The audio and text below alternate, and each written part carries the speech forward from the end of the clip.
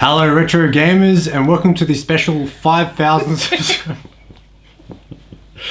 Hello retro gamers and welcome to the special 5,000 subscriber AMA. So obviously before we get into the questions, I just want to say thank you for the ongoing support and all that. Without any viewers, obviously none of this would happen. So you're probably wondering who this is. This is Annika. She doesn't like being on camera, but it's okay. I forced her to be here.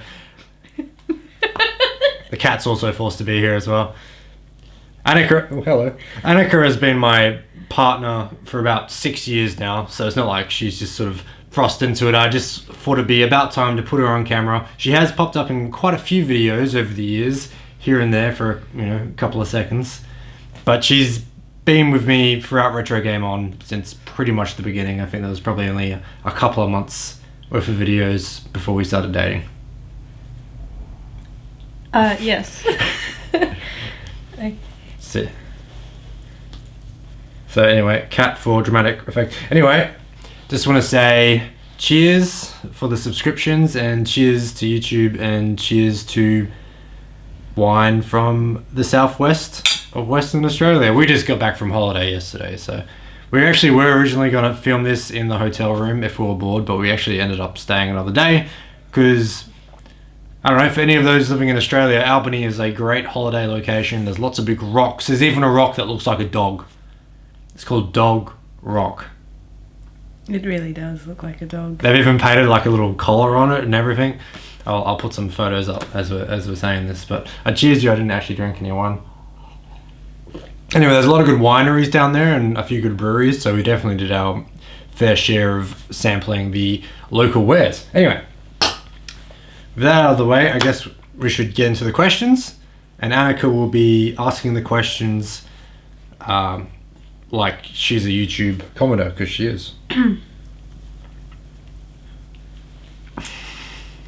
Is that my cue?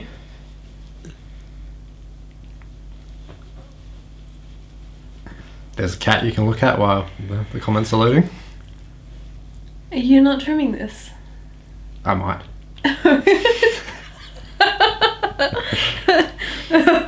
Oh shit. I mean, shingles.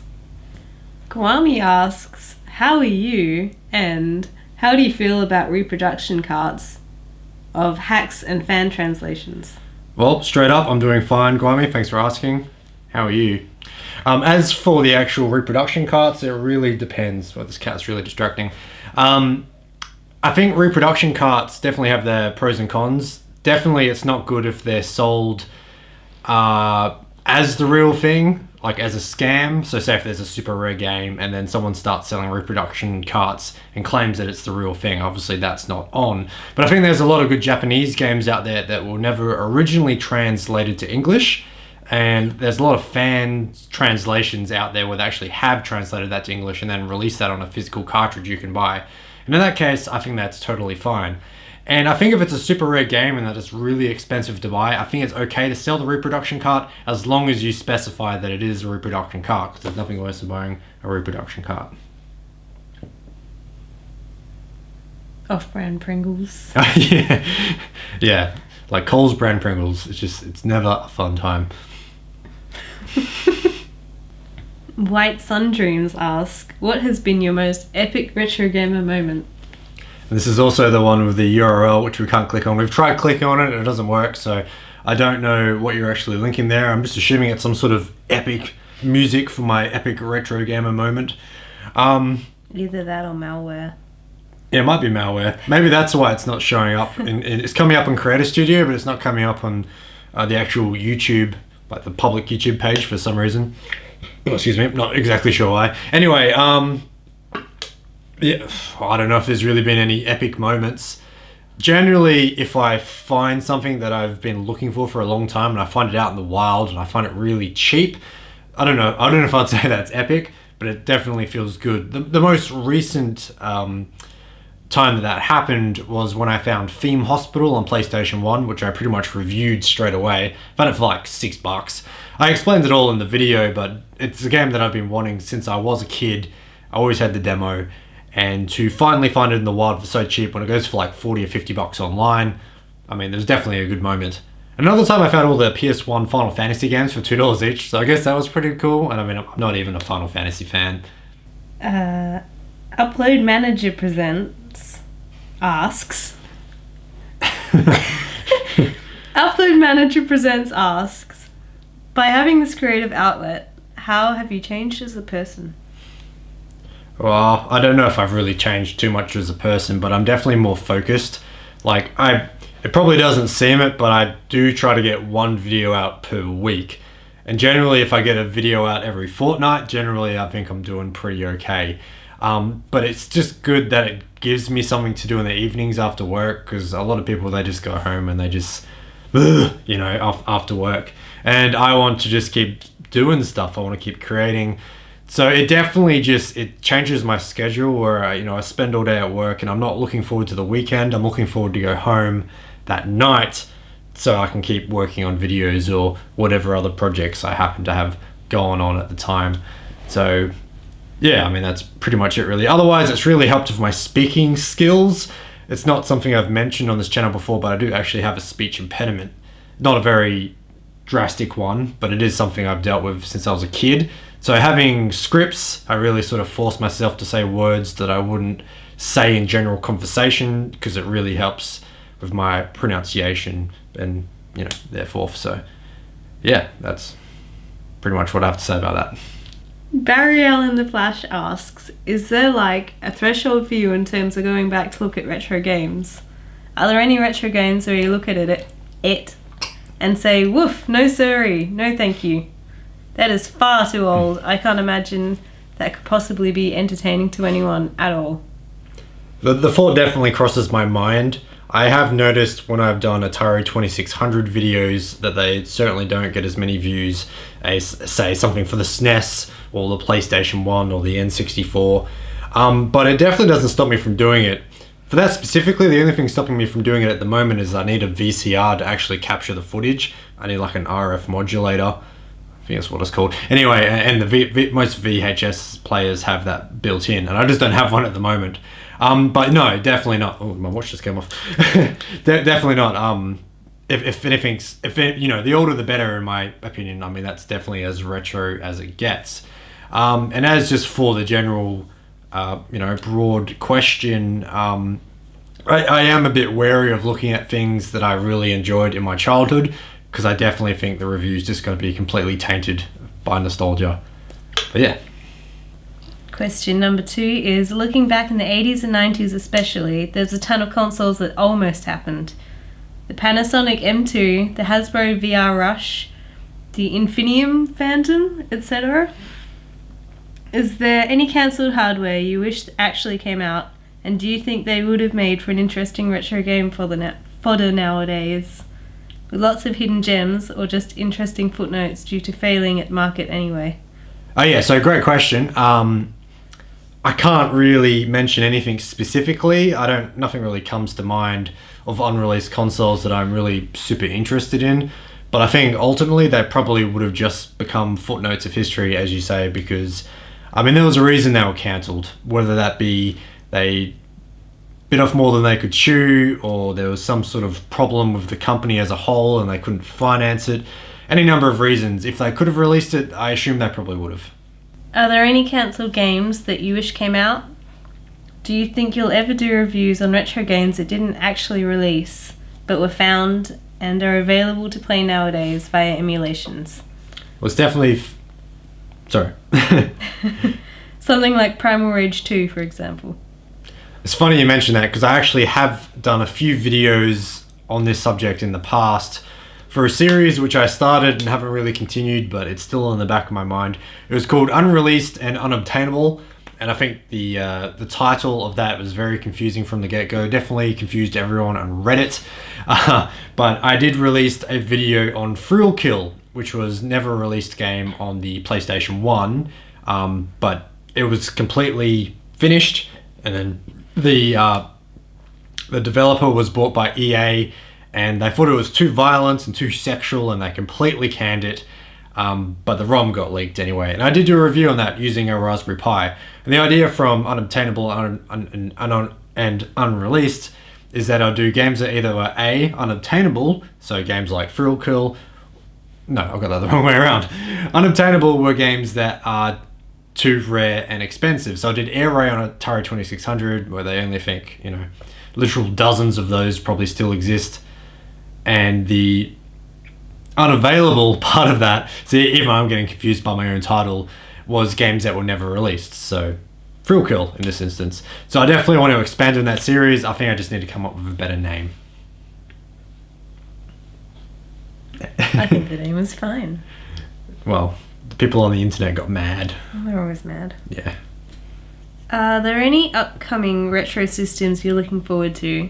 Like the Intellivision Amico or the Atari VCS? I am looking forward to the Evercade handheld console. I think that definitely has a lot of potential. If you don't know what that is, basically it's a new retro handheld that will play cartridges, but obviously they're just all retro games. There's nothing on it that's going to be, original and new. But so far they've got Atari, they've got Interplay, and they've also got Data East on board. So Interplay means that they have the first Earthworm Jim. So I definitely think that would be a very cool seller for them. I think it definitely has a lot of potential. It's interesting that you mentioned the Amico. That's another thing that I am... is it Amico? Amico? I don't know. You're asking me. I've got no idea. But speaking of Earthworm Jim, I think that's definitely has the potential to do well because they have the original developers on board to make Earthworm Jim 3. So the fact that they have their own original game there at the ready, not just ports of games that came out 30 years ago that we all already know of, including Scully here, I definitely think that gives it a lot of merit. Viper Racing asks, favorite review that you've done? Ooh. I've done over 100 reviews now. As from I think the last review I did was review 101, so that's definitely a very hard question to answer on the spot. I think when I'm thinking of somewhat recent memory, it's got to be Heart of Darkness on the PlayStation 1. Like, that game just blew me away, and I still think about that game quite regularly. I never played it originally. I only played it when I reviewed it a couple of years ago. So yeah, I can't, that's probably not the ultimate answer I can give for that question, but that's the first thing that pops to mind. Any plans to review any of the Destruction Derby games for PS1? Would like to see what you think of the second one. Absolutely. The PS1, I make no secret, is definitely my all-time favorite console, and I do own a couple of I think there's only a couple Destruction Derby games on the console, and I own at least 2 of them. I think there might be 3. I don't know off the top of my head. But yes, definitely. The answer is a definite yes. It's okay. She's shocked.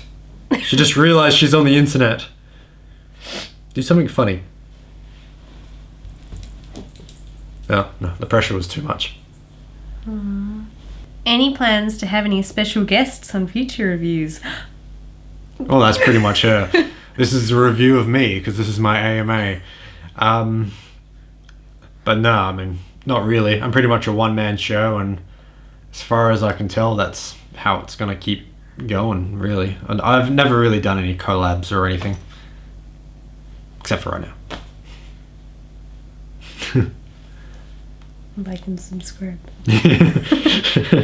Chris of the Cube asks, what are the best tips for someone starting to get into collecting retro consoles and games? Alright, so you're either going to need a bunch of patience. Start that again. You're either going to need a bunch of patience or a bunch of money. So when I first started collecting retro games, it was something like 2011. No one cared about retro gaming. It was just this niche little thing where you could just go pick up basically any game you wanted for under $5-10. But these days, retro gaming is a whole different beast, and that's by all means a good thing. I think obviously I'm not special. I'm not the only one that should enjoy this hobby, but that has pushed up the price of games quite a bit.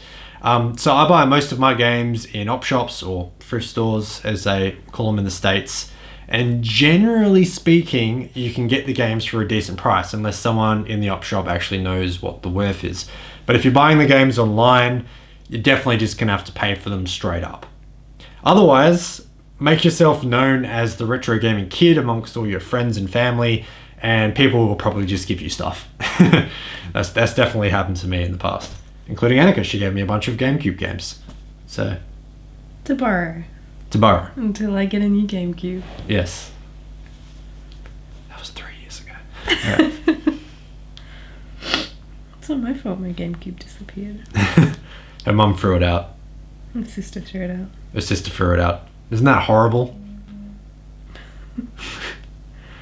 Now, let's not dwell on your childhood GameCube.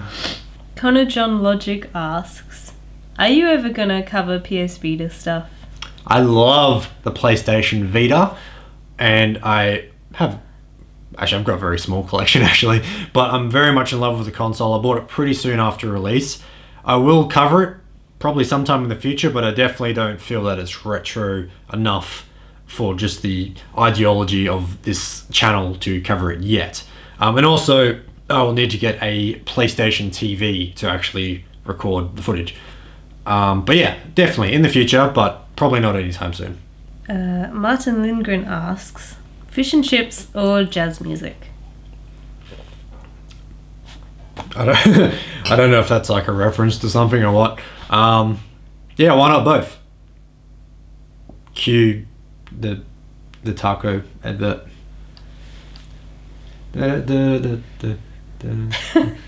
Mini Me asks, where are you from? What are a handful of your favourite games?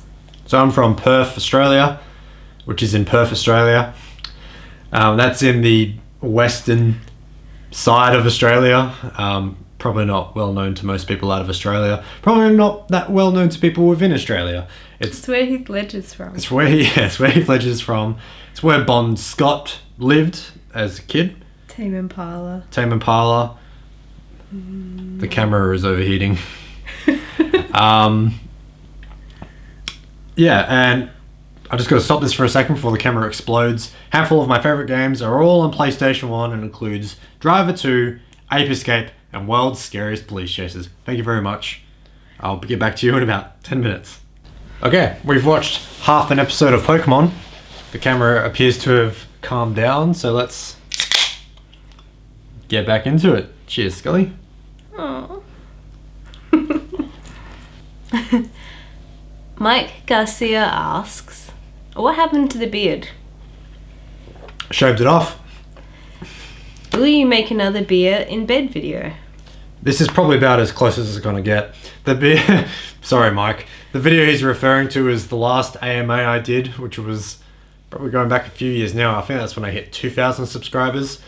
And I was in my bed, because I still lived at my parents' house at the time, and I had a beer in hand. But here is a beer in couch video, so that's probably... I mean, if we filmed this in Albany, we didn't really have a couch or anything in the hotel room. That would have been a beer in bed video, but yeah. What will you be doing in 10 years from now? Games journalism, game development, or other? Well, probably not game development. I've already tried and failed to do that over the years. I actually have a diploma in game development, if that means anything to anyone. I keep burping because I just beer. Yeah, 10 years time, I mean, I guess I'll probably still be working my current full-time job, which is, I guess if you don't know, I'm a surveyor, more specifically a survey technician. That's sort of somewhere in between a survey assistant and a surveyor in training. So in 10 years time, I'll probably be doing that, I guess, since that's my career. But I do hope that I'll still be doing this, and you know, you never know, it might become big enough that I do it full time. But probably not. Let's be realistic. It took me 6 years to get to 5,000 subscribers. But you know, never say never. I'm definitely receiving subscribers a lot quicker now over time than I was previously. Like I asked for those questions pretty much, you know, very soon after I hit 5,000 subscribers, and as of today, I'm at about 5,060. So, yeah, definitely not bad. Sharnen asks, if you could go back in time and show one game to your former self that was available when you were a child, not something like GTA 5, what would it be and why?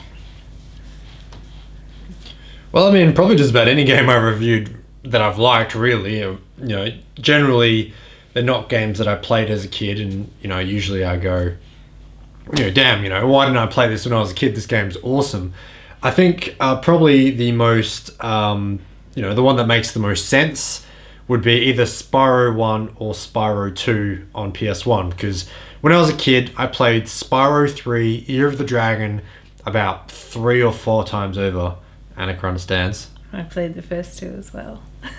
Oh, I only ever played the third one, that's what I'm saying. Yeah. But I understand. You understand. So now that I've played the first and the second, I'm like, especially the second one, I'm like, bloody hell, these games are just pretty much the same. So I have no idea why I didn't try the other ones as a kid. But, I've played them now. So better late than never. Also, that reminds me, before the camera cut out and overheated, Annika was going to say what her favourite games were. Was I? Yep. Rugrats, Munchenland, A Bug's Life. I've reviewed that. If you want to watch the video. Monster Rancher. Pokemon Channel. I'm just listing bad games now. Well, I mean, yeah, you got to be careful saying that a Pokemon game online is bad. It was great. I loved it. Okay, there we go. I won't get disliked now. Is there a game that you've been wanting the review look at, but have been putting off to review, I guess? Okay, so basically asking, is there a game that I've been wanting to review but I'm scared of controversy? Ooh. Yeah. She's out of here. No, not really. If there's a game I want to review, I review it. I mean, there's not really anything about that really. That's yeah, I mean, there's definitely some very controversial games out there, but yeah, I mean, all the I have about 750 games in my collection, and they're all pretty tame. There's nothing really there that's illegal or was in the R-rated section of the the city part of the video store. So yeah, no, if I want to review a game, I guess I will. It doesn't take much to get an R rating for a game. Oh, well, not these days. And don't forget, we haven't had an R rating for very long. There's plenty of games that got banned over the years until we did eventually get an R rating after much lobbying from the game community in Australia. But if we wanted an R game back in the day, you just have to just go buy it online. So anyway, that's pretty off track. I think there is one more question on Facebook, because I did ask that there be, I put out the call for questions on both YouTube, Facebook and Twitter. I think there was only one question on the Facebook page, because who uses social media anymore? Scott asks, I have a very important question. What happened to your beard? So this is a Scott I went to high school with. So if you're watching, Scott, hello.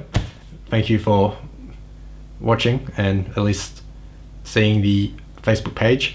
And to elaborate on the beard, before I just said I shaved it off, Annika's very sad about the beard.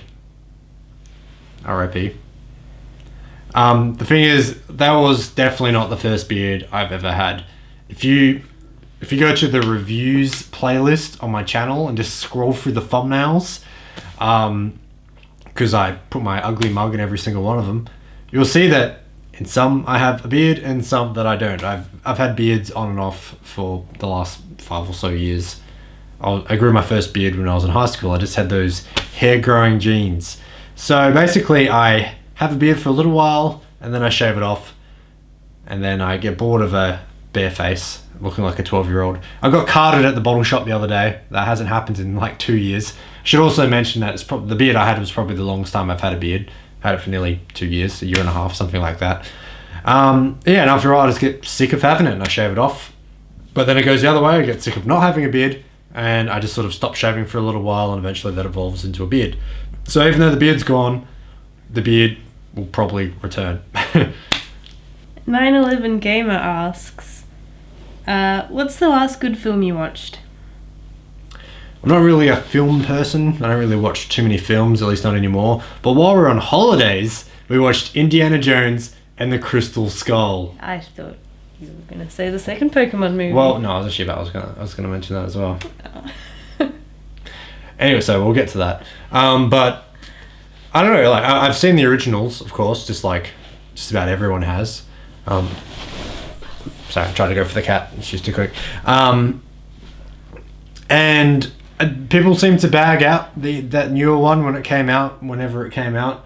So this was my first time watching it the other day, and I thought it was pretty good. I mean, I was a bit drunk.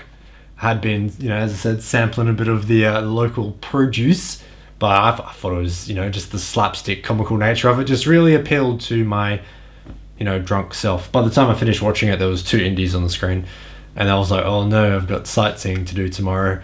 But it was okay. We woke up and we had a coffee and everything was okay. The other thing we watched while in Albany was the second Pokemon film, as she just said. What's that called? The Power of One, I think.